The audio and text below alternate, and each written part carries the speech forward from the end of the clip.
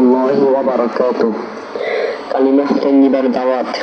লা ইলাহা ইল্লাল্লাহু মুহাম্মাদুর রাসূলুল্লাহ সাল্লাল্লাহু আলাইহি ওয়াসাল্লাম।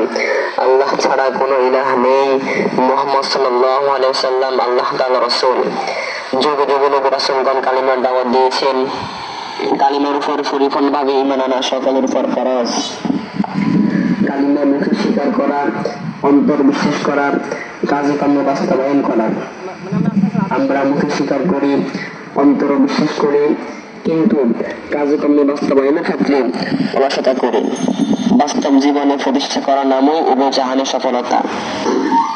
এই মাস রমজানের মাস, কুরআনের মাস, শয়তানকে শিকল দিয়ে বন্দী রাখার মাস, গুনাহ ক্ষমা করার মাস।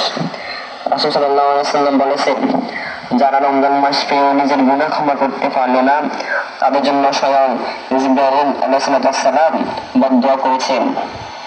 তিনি বলেছেন, ওই ব্যক্তি ধ্বংস হোক যে পিতামাতা উভয়কে পেয়ে অথবা কোনো একজনকে পেয়ে তাদের খেদমত করে জান্নাতে প্রবেশ করতে পারলো না।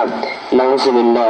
ওই ব্যক্তি ধ্বংস হোক যে রমজান মাস পেয়েও নিজের গুনাহ ক্ষমা করতে পারলো না। নাউযুবিল্লাহ। ওই ব্যক্তি ধ্বংস হোক যার নিকট আমার নাম আলোচিত হলো অথচ সে আমার উপর দুরূদ পাঠ করলো না। নাউযুবিল্লাহ।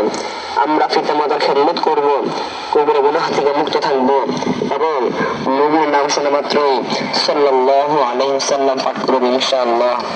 লা ইলাহা ইল্লাল্লাহু মুহাম্মাদুর রাসূলুল্লাহ সাল্লাল্লাহু আলাইহি ওয়াসাল্লাম। যারা এই কালিমার উপর পরিপূর্ণভাবে ঈমান এনেছেন, তাদের জন্য নামাজ ত্যাগ করা হারাম, রোজা ভঙ্গ করা হারাম, পরিপূর্ণভাবে যাকাত আদায় না করা হারাম, গান শোনা, টিভি সিনেমা দেখা, সুদ ঘুষ খাওয়া, জিনা ব্যভিচার করা, বেপরদায় চলা, দেবরের সামনে যাওয়া, দায়ুস হওয়া, মহিলাদের জন্য বোরকা পরিধান করে কপালের কিছু অংশ খোলা রেখে চলা হারাম, চোখ দেখা গেলেও চেহারা ঢাকা আবশ্যক। আমার শ্রদ্ধেয় বাবা, মায়েরা ও সম্মানিত মুরব্বীগণ, বেশি বেশি কালিমা পড়ব, কালিমার উপর আমল করব, কালিমার আদেশ নিষেধ মেনে চলব। আমাদের সবাইকে পরিপূর্ণ মুসলমান হয়ে মৃত্যুর জন্য প্রস্তুত হতে হবে, নতুবা ওয়াল্লাহি কঠিন আযাব থেকে, জাহান্নাম থেকে মুক্ত হওয়া সম্ভব না। ইয়া আল্লাহ, আমাদেরকে ক্ষমা করুন, আমাদেরকে কবুল করুন। আমিন।